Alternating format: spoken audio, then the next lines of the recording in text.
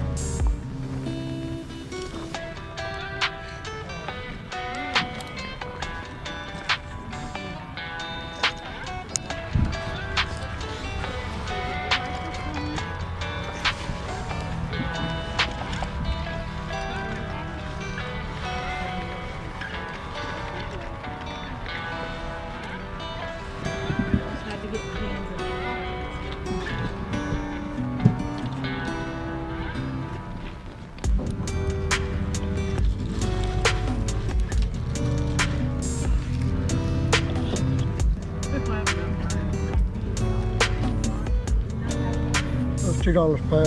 $2 a pair? There. Alright, I think I'm gonna grab this stuff off you. So I got 2 pairs of sunglasses.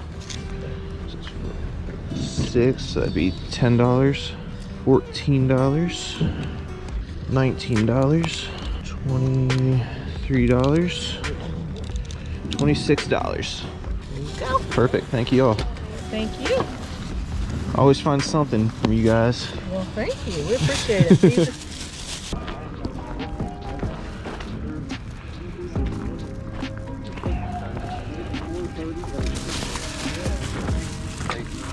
like what you wear now. Yeah, I got purples on it.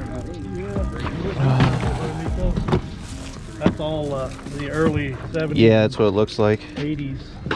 How much are you asking on them? For everything, $250. $250? Yeah, that's all full. This is Is it all this food down there? That's what I was gonna ask. Yeah, $5. And there's a few there, but this is actually a case too. What's that? I said it's the first. You got some of my money. All right. Thank you, sir. Appreciate it. Yeah.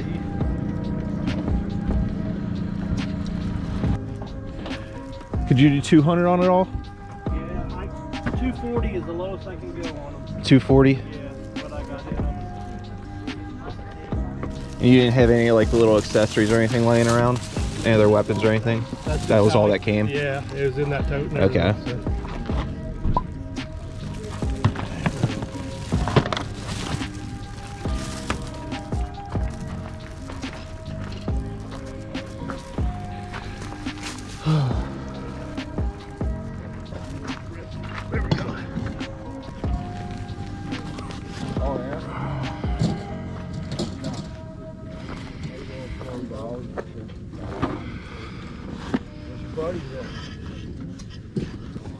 What do you want on the mitt? I'll do 5 on that one. Okay, I didn't end up staying at the flea market too long. I did get a few things, which you guys probably just saw, but there just weren't a ton of vendors there. It's probably because it was really cold this morning. Like, I scraped frost off my windshield before I left for the flea market, so it's understandable why people aren't out there. This is probably going to be my last trip out this way, and on my way home, I decided I'm gonna stop down here at Goodwill. So let's see what we find at this little Goodwill stop. All right, here we are at Goodwill. This is one of my favorite ones in the area, so hopefully we find something good.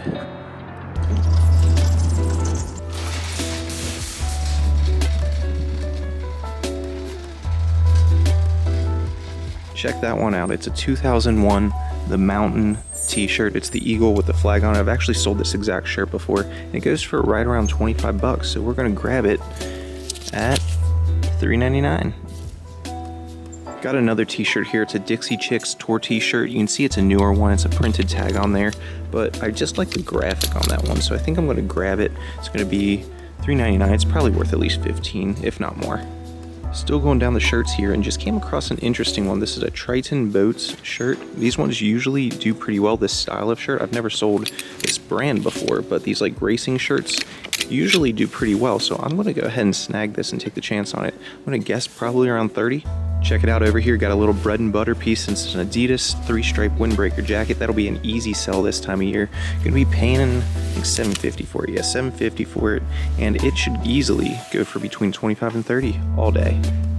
Down here in the women's jeans, just found a pair of Page Vertigo ankle jeans. I haven't picked up a pair of Page jeans in a while, but I used to do really well with them, so I think I'm gonna pick these up. They're gonna be $7.50, and they usually sell between 25 and 30 bucks a piece.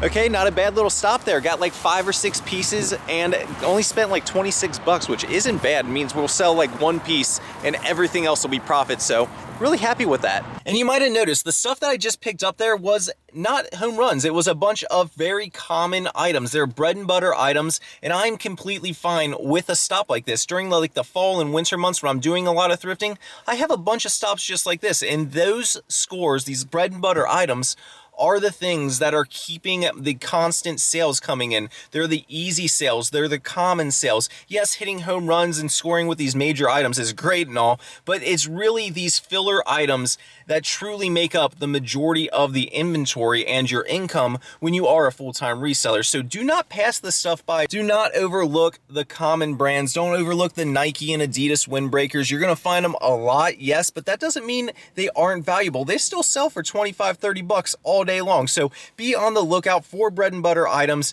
You don't need to score a home run every single time you go to a store. For now, however, I want to head home. I've got some shipping to do. I've got some pretty cool sales going out. So I want to show you guys what sold yesterday. I'll see you there. All right, back home in the eBay room, as you can see, we got all the stuff behind us. I'm not going to take you through all of the orders that are going out today, but I do have some that are pretty interesting and I want to share with you. The first item here is this Pentax Asahi K1000 film camera. You guys just saw me pick this up the other weekend at the flea market, and it has already sold for 150 bucks. I'm telling you guys, if you're still sleeping on the film cameras, these ones do super well. You're just leaving money on the table. If you don't know about these, learn about them. They are great sellers. And in the video where I picked this thing up, a few of you guys had questions on how to test these, make sure they're actually working without putting film in the camera.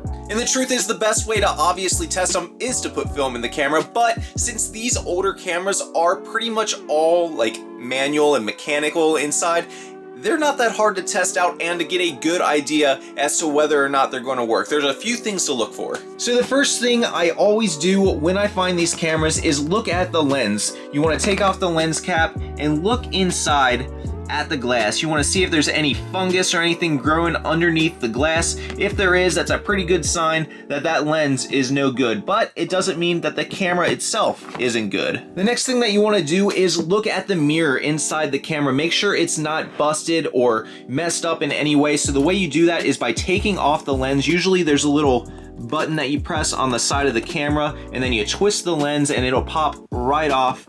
And then down in there you'll see there is a little mirror in there, and that is what you want to be checking out. If there's dust and stuff on it, no big deal, you can wipe that off, but you want to be looking for cracks or damage to that mirror. This one obviously looks pretty good. And then the next thing I like to do is check out the film area, which is in the back of the camera. You do that by opening up this little tab right here, pulling up, it'll pop open the back, and then you can see the internals where the film goes. And then you just want to check out all these little spools. Make sure they're not broken or anything. This part right here, you want to make sure that shutter is in good condition and it looks like it's working. And then if everything there looks good, what you want to do is attempt to fire the camera. Take this little lever right here, we're going to charge it, and then I'm going to fire the camera by pressing the button, and I want you to watch this little shutter piece right here. So I'm going to press the button right now. You see how that just opens? And then it closes. That means it's in good working order. That's what's letting the light in to hit the film, and that's what exposes the film and takes the picture. So this thing is in good working order. Everything looks like it should check out, and I am confident in selling it as good condition. Now obviously all cameras aren't built the same, and some are going to have features that other ones don't. Like some of them might have like a light meter or a white balancing feature, something like that on the cameras that you do want to check out. But in general, those are the things that I look for in pretty much any kind of old school film camera. Anyways, on to the next item. Next up in here in my working bin, my current working bin that I'm putting items in, I just listed this guy last night, this sweater right here. This sweater right here is a good brand to look for. It's a Pendleton wool sweater. You can see that tag right there, says Pendleton, 100% virgin wool. That is what you want to look for when it comes to this brand. They have a bunch of different stuff out there, but the wool stuff sells the best. This I ended up listing last night, and it actually sold in under 24 hours to a viewer. Catherine, thank you for the sale. I hope that you enjoy the sweater. I really appreciate the business. I don't get that many viewer sales, so it's nice to sell to viewers. If any of you guys out there ever are interested in something that I find, or that you're waiting for me to list, just shoot me a message over on Instagram or something and let me know that you're interested in something, and I will get it up for you ASAP, or even just make a private sale to you guys. I am more than happy to do that, so you're not sitting there waiting for me to refresh my store and waiting for an item to pop up. Just shoot me a message. Our next item is right over here in bin Y.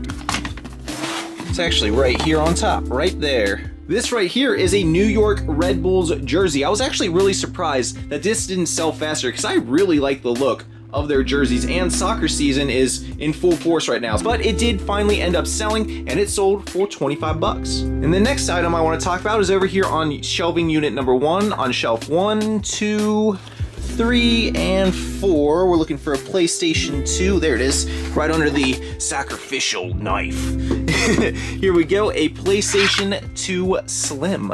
And the reason I wanted to talk about this console specifically is because this was sold as is, 4 parts, non-working. This was a broken PlayStation 2. I plugged it in, tested it out. It did not work, so I sold it as is for parts, and it still sold for $27.50. Don't sleep on gaming stuff, guys. If you are, you're leaving money on the table. Even the broken consoles have value. And the last thing I want to talk about is the rough wear stuff. This is a pair of the Grip Trex dog boots. I actually have like 4 different pairs of stuff going out today, but these dog boots right here are the Grip Trex ones. They're made for, hiking and stuff with your dog. They are great, and people love to spoil their pets. If you guys don't know about the pet supply market, learn it. People love to spend money on their pets. They treat them just like children, and there is tons of money to be made in the pet supply field. So if you ever see rough wear out there, pick it up, and don't be afraid to look up other pet supplies because there's good money in it. And now I'm just going to take a minute to pull everything else that's sold. I'm not going to show you guys that stuff because it's a bunch of bread and butter stuff, and I don't want this to get repetitive, so I will pull that stuff, pack it up, and we'll get ready to ship it out. I'm going to go climbing later, maybe stop at another thrift store. We'll see how that goes. All right, just pulled up at St. Vincent de Paul. Let's see what we find.